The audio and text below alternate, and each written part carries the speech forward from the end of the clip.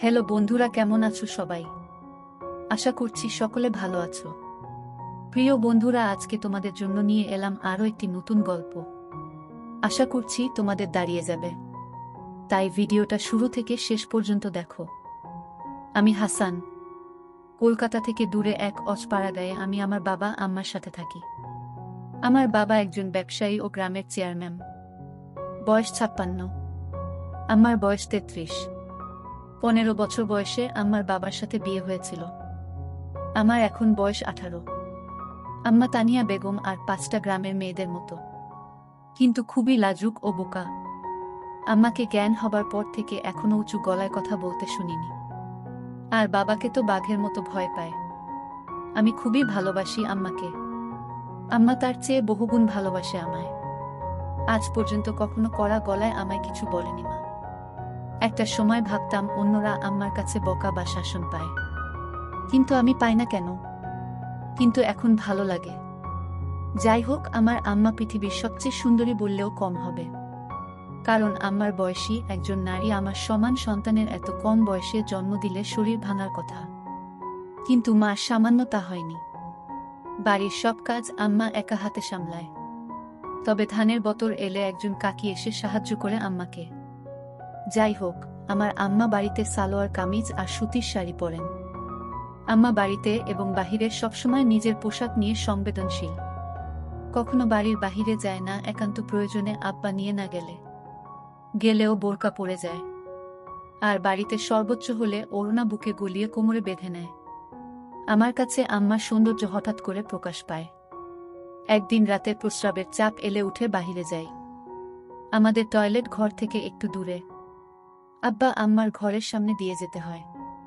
তো আমি তাদের ঘরের সামনে আসতেই একটা শব্দ পেলাম। শব্দটা বুঝতে পারছিলাম না, তবে আম্মাদের ঘর থেকে আসছে। ভালো মন্দ বিচার না করে কৌতূহলী হয়ে এগিয়ে জানালার কাছে এসে দাঁড়াতেই শব্দ কিসের বুঝতে পারি। কাঠের খাটে কচকচ শব্দ হচ্ছিল। আমার বুঝতে বাকি নেই কিসের কারণে শব্দ। কখনো আব্বা আম্মাকে খারাপ নজরে দেখিনি, কিন্তু কেন জানি না সেদিন আমি সব যেন গুলিয়ে ফেলি। জানালায় হাত দিয়ে দেখি বন্ধ ভিতর থেকে। তাই হতাশ হলাম। কিন্তু হঠাৎ নজর পড়ল জানালার পাশ দিয়ে টিনের জোড়ায় কিছুটা ফাঁকা দিয়ে ভিতর থেকে আলো আসছে। আমি তাড়াতাড়ি চোখ রাখি তাতে। এরপর যা দেখলাম তা ছিল আমার রক্ত গরম করা দৃশ্য। আমি ওটা ভুলেই প্রচণ্ড প্রস্রাব পাওয়ায় দৌড়ে টয়লেটে যাই। প্রস্রাব করে এসে আর একবার চোখ রাখলাম, কিন্তু এবার মনে একটা বজ্র পড়ল। আম্মার ওপর এখনো আব্বা শুয়ে আছে, কিন্তু আমার চোখ দিয়ে টপক করে পানি পড়ছে মাটিতে। এটা দেখে আমার বুকে প্রবল আঘাত পেলাম। আম্মা কাঁদছে কেন? আম্মাকে প্রথম কাঁদতে দেখে আমার অস্থির লাগছিল। ইচ্ছে করছিল বুকে জড়িয়ে জিজ্ঞেস করি, কেন কাঁদছ, কিন্তু পারলাম না। এদিকে আব্বা উঠে পড়ল আম্মার উপর থেকে। আম্মা তখন এগিয়ে আসছিল দরজার দিকে। আমি তড়িঘড়ি করে দৌড়ে নিজের ঘরে গিয়ে দরজা হালকা ভিড়িয়ে উকি দিলাম। আম্মা ঘর থেকে বের হয়ে বাহিরে পুকুরের দিকে যাচ্ছে। আমার খুব ইচ্ছে করছিল আম্মার গোসল করা দেখা, কিন্তু সাহস করে উঠতে পারিনি। আম্মা ভেজা শরীরে আবার ঘরে ঢুকল। আমি সেরাতে হাত দিয়ে নিজেকে শান্ত রাখলাম। এতদিন মায়া মমতাময়ী আম্মার প্রতি যে শ্রদ্ধা ভক্তি ছিল তা সব এখন অন্য জোয়ারে ভাসতে লাগল। রাতে আম্মাকে নিয়ে স্বপ্নদোষ হলো। পরদিন সকালে ঘুম থেকে উঠে দেখি আম্মা উঠোনে ধান শুকাচ্ছে। কাজের কাকিও এসেছে। ধান নাড়ার সময় শাড়ি তুলে হাঁটু পর্যন্ত তুলে পা দিয়ে হাঁটাচলা করে ধান শুকান। আম্মার দিকে তাকাতেই বুকে ধুকপুকানি বেড়ে গেল। আমার গায়ে একটা সালোয়ার কামিজ। আমি এগিয়ে গিয়ে আম্মাকে জড়িয়ে ধরলাম পিছন থেকে ও বললাম, আমার খিদা লাগছে আম্মা। আম্মা ভূত দেখার মতো ছিটকে আমার থেকে দূরে সরে যায় চিৎকার দিয়ে। পরে আমায় দেখে বুকে হাত দিয়ে স্বস্তির নিঃশ্বাস নিল। আমি ধ্বজভঙ্গ হয়ে দাঁড়িয়ে আছি। কি বলবো কিছু বুঝতে পারছি না। আসলে কখনো আম্মাকে এভাবে জড়িয়ে ধরিনি বড় হবার পর, তাই ভয় পেয়ে গেছে। ওদিকে কাকি হা করে তাকিয়ে আছে বিষয়টা বোঝার জন্য। আম্মা তখন আমার জীবনের অন্যতম অবাক করা কান ঘটালো। জোর গলায় রাগী সুরে বলল, এমনে ধরো কিসের জন্য? এত বড় হইয়াও তোমার জ্ঞান বুদ্ধি হয় নাই? আম্মার চোখে মুখে রাগ আর পানির ঝলকানি। আমি ভয় পেয়ে গেলাম আম্মার এই রূপ দেখে। আম্মা আমায় তার প্রতি মনোভাব পুরো পাল্টে দিল। আমি প্রচণ্ড কষ্ট নিয়ে মুখ চোখে পানি নিয়ে মাথা নিচু করে ঘরে চলে গেলাম। তখন বাহিরে শুনতে পেলাম কাকি বলছে, কিরে বুড়ি, তোর কি হয়েছে? জীবনে যে পোলারে একটু গলা উঁচ কইরা কথা কষ নাই, আইজ কি কইরা এমনে বকলি? আম্মার কোনো প্রত্যুত্তর পেলাম না। মন খারাপ করে সেই যে ঘরে ঢুকেছি আর বের হইনি। ঘুমিয়ে পড়েছি। দুপুরে হঠাৎ একটা শব্দে ঘুম ভাঙল। ঘুম ভাঙতেই চমকে শোয়া থেকে উঠে বসে পড়ি। আম্মা আমার পাশে বসে অকাতরে কেঁদে চলেছে ফুপিয়ে ফুপিয়ে। আমি, কি হয়েছে আম্মা? কান্দেন কেন? কি হয়েছে কন আমারে? আম্মা আমায় বুকে জড়িয়ে ধরেই কাঁদতে লাগলো ও বলে উঠল, আমারে মাফ কইরা দাও বাবু। আমি আইজ আমার বাবুরারে বকা দিছি। তুমি মন খারাপ কইরো না সোনা, রাগ কইরো না। আমি সকালের আম্মার সাথে এই আম্মাকে মেলাতে পারছি না। আম্মা পরনে সকালের পোশাকই, তবে ঘাম ঝরানো শরীরে এখনো ধান লেগে আছে। আমার বুকে আমার মাথা। ঘামের গন্ধ খারাপ হয়, কিন্তু মায়ের গায়ে নাকি এক তৃপ্তি স্নেহের ঘ্রাণ থাকে। আমিও তাই পেলাম। আম্মা কান্না থামাতে আমি আম্মার হাত ধরে বললাম, আপনি আমার আম্মা, আপনার ওপর আমি রাগ কেন হমু? আপনি বকবেন না তো কে বকবো আমারে? ভুল করছি তাই বকছেন। আম্মা বলল, আমার মনটা খারাপ আছিল ময়না, তাই মাথায় কাম করতাছিল না বইলা তোমারে বকছি।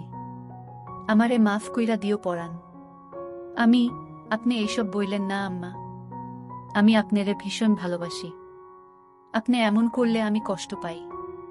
আপনার ওপর আমার কোনো রাগ নাই। কাইন্দেন না দয়া কইরা। আম্মা কান্না থামল কিছুটা। তখন বললাম, আমার খিদা লাগছে আম্মা।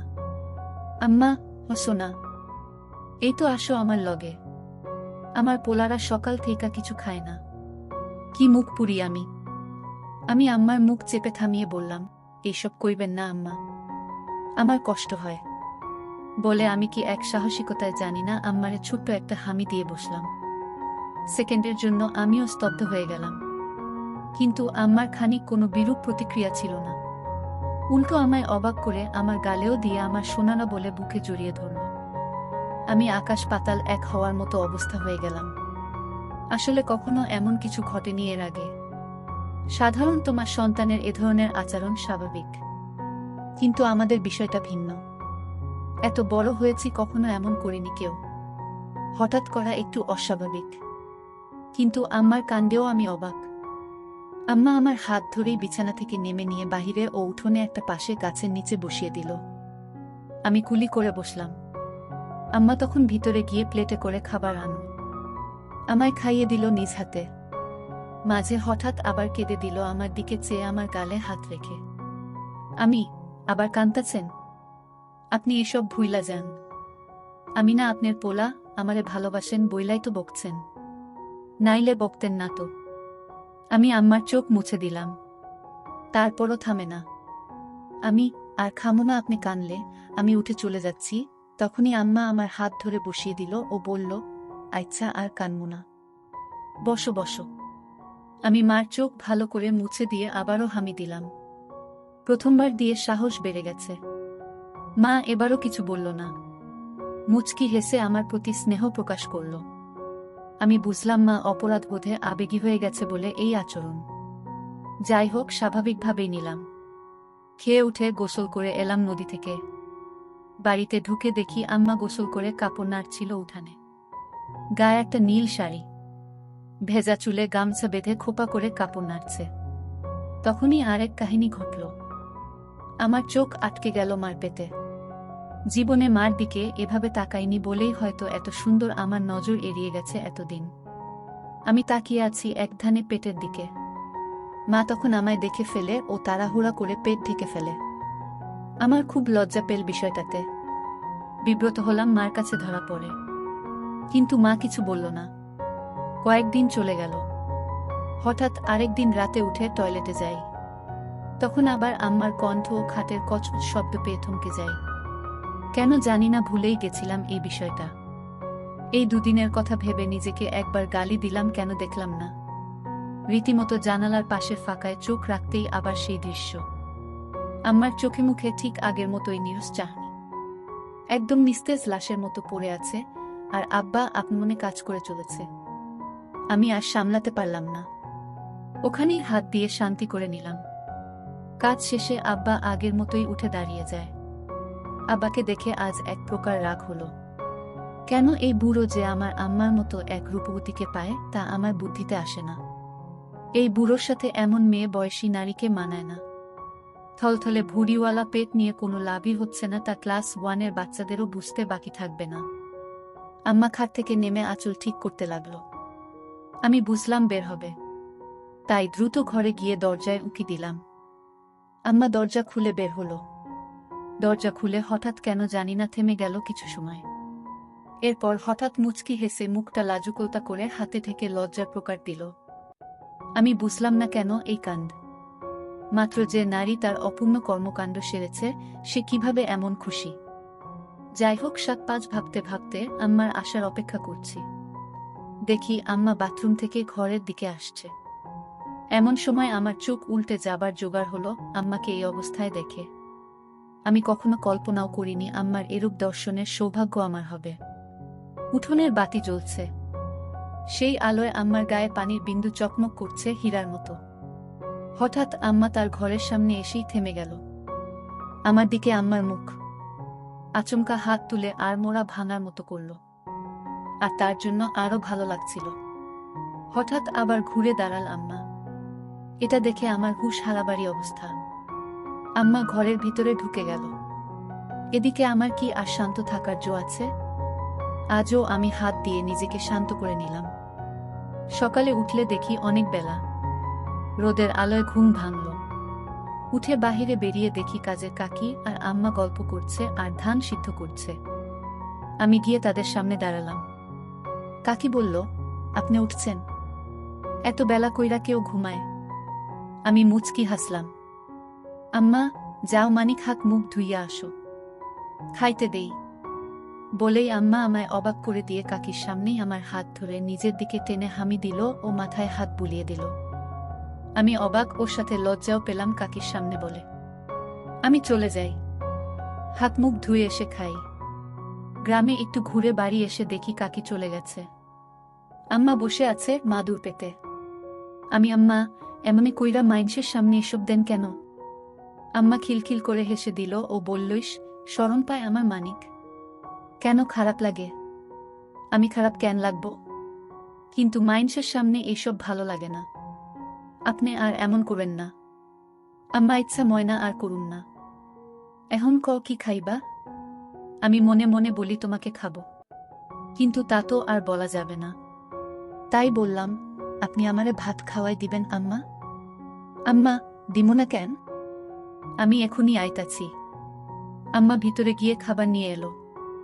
বসার সময় বলল, এই গরমে এইসব বস্তু পিণ্ডা আছো কেন? শার্ট খোলো। গরমে আর গায়ে কিছু দেওয়া লাগবো না। বেড়া মানুষ, খালি গায়ে থাকলে কিছু হয় না। আমি শার্ট খুলতে খুলতে একদম স্বাভাবিকতা নিয়ে প্রশ্ন করলাম, যেন অবুঝ ছেলে। আমি, আচ্ছা আম্মা, আপনার গরম লাগে না? আপনার গায়ে তো আমার থেকেও বেশি কাপড়। আম্মা মুচকি হেসে লোকমা গালে দিয়ে বলল, বেডি মাইনসের এমন পইরা থাকুন লাগে শোনা। আমি, কেন? বেড়াগো শরীর আছে, বেডিগো নাই? এমন কেন? আম্মা প্রশ্ন শুনে মুখের ভাব ভিন্ন ও রহস্যময় করল, কিন্তু উত্তর দিয়ে বলল, কিছু কারণ আছে শোনা, বেডি আর বেড়াগো গতর এক না। তুমি খালি গায়ে থাকলে কোনো কিছুই হইব না, কিন্তু আমি খালি গায়ে হইলে সবাই ফেলফেল কইরা চাইয়া থাকব। আমি, কেন চাইয়া থাকবো কেন?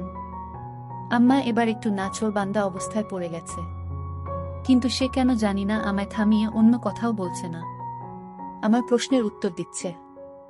কেন করছে সেটা আমার কাছে বিষয় না। আমার ভালো লাগছিল তাই আমিও বলেই চলেছি। আম্মা, আচ্ছা তোমাগো কি বুক বড়? বেডিগো বড় বুক থাকে, তাই চাইয়া থাকে। আমি আবার অবুঝ হয়ে বলি, বুক তো আছে। বেডি মাইনসের বুক থাকে বাচ্চাগো দুধ খাওয়াইতে। এইটা ঢাইকা রাখুন লাগবো কেন? আম্মা আমার কথায় 1 সেকেন্ড চুপ করে বলল, দুধ খাওয়ানোর লাইগা। কিন্তু এইটা হইল সুন্দর একটা জিনিস যা বেড়াগো দেখান লাগে না। আমি তো দেখছি কত। আমি তো আপনার দুধ খাইয়াই বড় হইছি। আম্মা প্রথমে অবাক হলেও আমার কথার মানে বুঝে বলল, তুমি আমার পোলা। ছোট থাকতে সব মায় সন্তানরে দুধ খাওয়ায়, তুমি দেখলে সমস্যা নাই। আমি এবার মাত্রা ছাড়িয়ে একটা প্রশ্ন করলাম, আচ্ছা আম্মা, এখন আপনি আমারে দুধ খাওয়ান না কেন? আম্মা চোখ বড় করে বিস্ময় প্রকাশ করল, কিন্তু রাগেন না, অবাক হয়ে। ভেবেছে আম্মা আর উত্তর দিবে না। তবে আম্মা আমার ধারণা ভুল প্রমাণ করে বলল, এখন তো আম্মার নাই শোনা। আমি আম্মার বুকের দিকে আঙুল ইশারা করে বলি, যে আছে। না এখন কেন? নাকি আমি বড় হয়েছি দেখা আমারে আর ভালোবাসেন না? আম্মা আমার প্রশ্ন শুনে হেসে দিয়ে বলল, পাগল পোলা আমার। মায়াগো শৈলে বাচ্চা হওয়ার কয় বছর পর দুধ শেষ হইয়া যায়। আমি তো সুযোগ পেয়ে ধরে বসি। আমি দেখতাছি আপনার আছে, আর আপনি কন নাই। ততক্ষণে আমার খাওয়া শেষ। আম্মা হাত ধুয়ে ফেলেছে। আম্মা, আরে পাগল পোলা, এই বুকের ভিতরে রস নাই, নাইলে কি তোমারে না খাওয়ায় রাখতাম? আমি আম্মার কথা শুনে আকাশ থেকে পড়লাম। আম্মা এত সহজে কথাগুলো বলছে যেন আমার সাথে নিত্যদিনের আলাপ। তাই আমি বুঝলাম আম্মা আমার কথায় রাগ করছে না।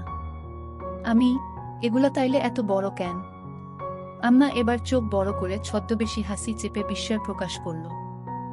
আর কোনো কথা বলল না, কিন্তু হঠাৎ উঠে পড়ল। আমি ভয় পেয়ে গেলাম আম্মা রাগ করেছে কিনা ভেবে। আম্মা আমার দিক হাত বাড়িয়ে বলল, আসো আমার সাথে। আমি ভয়ে ভয়ে উঠে দাঁড়ালাম। আম্মা আমায় হাত ধরে তার ঘরে নিয়ে গিয়ে দরজা খিল দিয়ে চোখের পলকে আঁচড় ফেলে দিল। এই অবস্থা দেখে আমার আসমান জমিন সব এক হয়ে গেল।